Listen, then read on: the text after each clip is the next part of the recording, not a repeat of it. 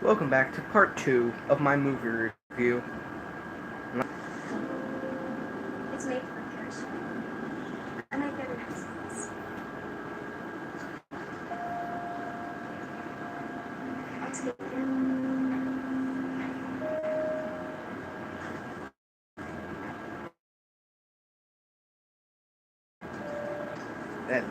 That these two people are going out, presumably out of the border because the ship is nowhere to be found. Just swim.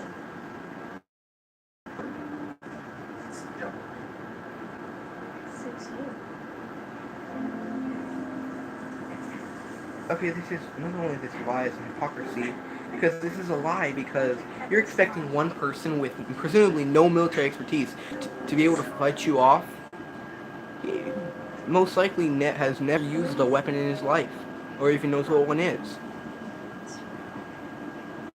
And then again from camp, that is ridiculous.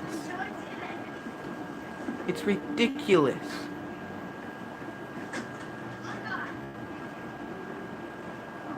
What is... It's ridiculous.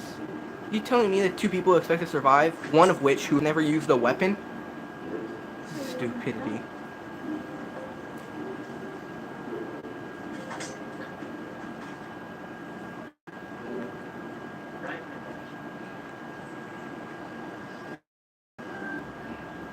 Yes, because a screwdriver is a very useful weapon. That thing doesn't even have a point. What's she supposed to do? Bludgeon him to death?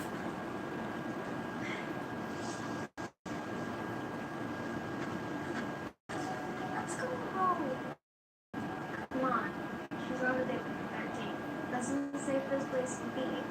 It's not my makeup. If the dangerous Thomas Who made you in charge of this little girl? Actually, why are you even going over there? To spy on your... And that brings me to my next point. Why are the monster's visions diluted? You'd think that you saw that one of the monsters was humanoid, but then why is it all blurred? Why is the vision on the camera's point of view all blurry?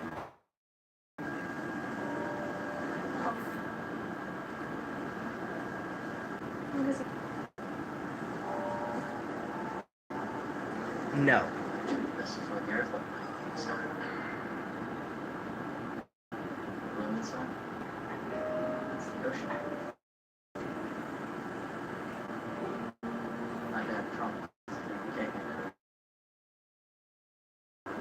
In the middle of an uprising to take down who knows what, has said, I'll put aside my military orders to take it to the ocean. Or was this some sort of head to the ocean to control the naval supplies, or head to a different beach and do a Normandy D-Day thing? But the question is, why exactly were they going to the beach for absolutely no reason? If it wasn't a military position, why were they going to the beach anyway? This is a pity party about Rags, because he's saying, my dad didn't have time to beach. He's in the middle of an uprising against one of the most powerful, if not the most powerful nation on the Earth, here on the planet. You know what happened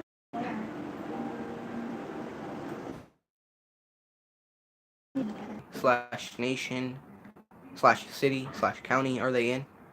Because halfway there could be from a lot of places. United States, Mexico, Brazil, Australia, New Zealand, Russia,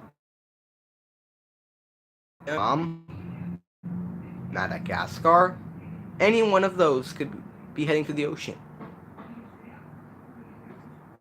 Actually, each one of those has an ocean. Or gulf, at least. Or if not, a river. Actually, how long? That brings up another question. She knows that there is...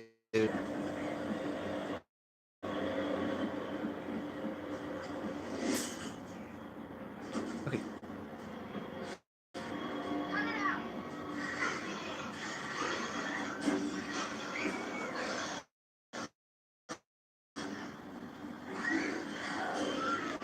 Okay, this brings my early. These people were outside the boundary line by choice, meaning that Birdie didn't have to come if she didn't want to. The other girl dragged her along against her will. Well, not literally. And one more thing. If they know that they're outside the boundary, and you think that these people would know that there's monsters since outside the boundary since they've been living there so long, or I presume so. But then my question is, why outside in full? Actually, why are you even taking a new trainee, or why are two little kids going out there? This is ridiculous. They're full well of the dangers, but they decide to risk their lives needlessly. Oh wait.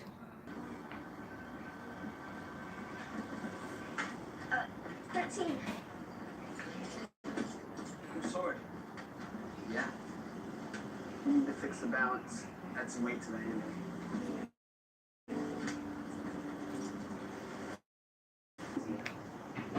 Yeah. I remember my first day. I can't stay. What? I'm going to the ocean. Okay, so there are multiple problems with this. One is he's trying to go to the ocean with another person. Rusty, I thought you were the leader of this group. It would be most keep people in line, and especially under if you're the so-called leader, take action into your own hands. Well, no, I mean don't mean recklessly, Anakin Skywalker style, but I mean seriously, you're supposed to be the leader of this ragtag group of mishaps. Why don't you at least, when you find out these people are going to the ocean, which is no doubt far away from the boundary and with many monsters, why don't you at least imprison both of them? Considering one has no technical or militarical value, and the other won't be able to get far in a dress. Why don't you arrest them both? They're basically ignoring your orders and going there anyway. Actually, this brings up a better question. Why is Rusty the person in charge? If he was first there, that doesn't give you. If he was the first one there, he has enough time to find out this base, build it by himself, and make a huge weapon, and make a weapon. But he's never been on Earth once. Explain that. The rationality behind this is just none. There's no movie whatsoever. Lies and what's his name? It's all lies and ridiculousness. There's no logic in this movie, or in barely any. You'll get there. Wait, it's broke again.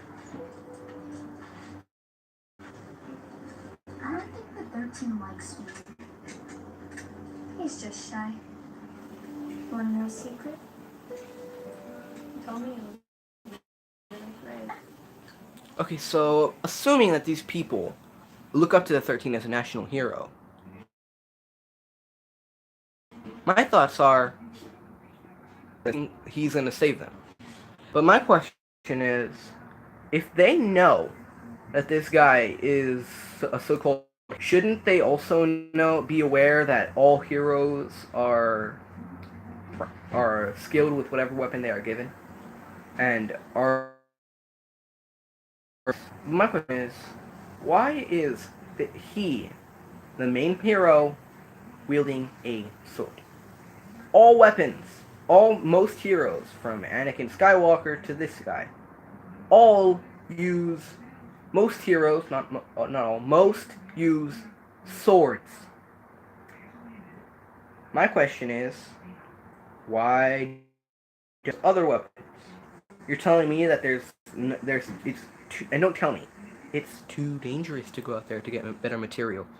No, that's no excuse considering you have very good piece parts just lying around at your feet.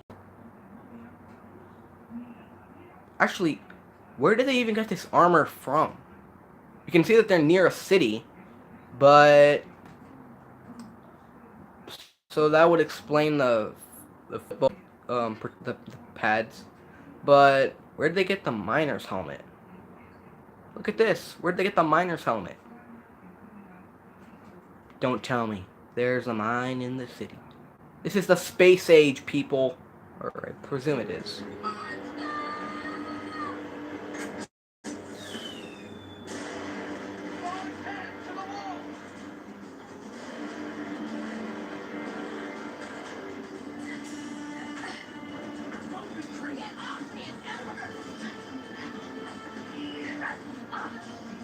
Hold on. We clearly see that that's a U.S. fighter jet, if not a complete one, at least part of one. Uprising? That's ridiculous.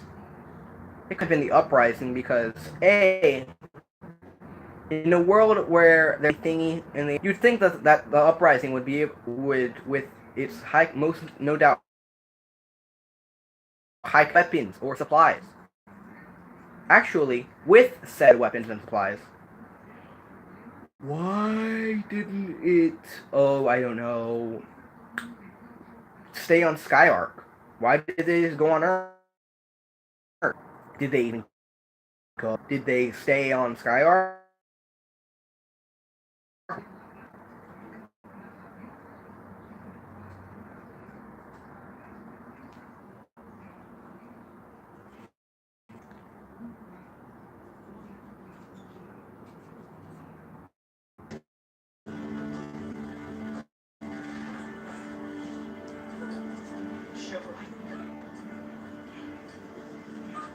Where's Birdie?